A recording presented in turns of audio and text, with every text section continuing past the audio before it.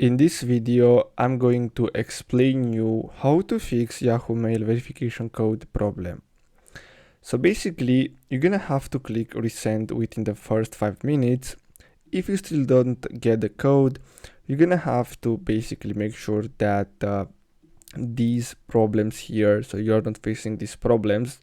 So you're gonna have to basically, as you can see, use the landline. So SMS code can only be sent to mobile numbers. Device problems, make sure your plan has not reached its sending data limit. Contact info is wrong. And email problems, so make sure your alternate email address hasn't been deleted, the email isn't in your spam folder, and Yahoo isn't blocked by your ISP. So basically these are some methods on how you can fix this problem. Usually this happens because you don't have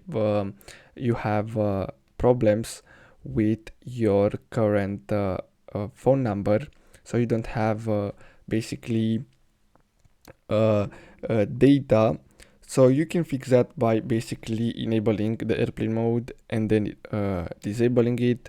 So I hope you found this video helpful. Thanks for watching.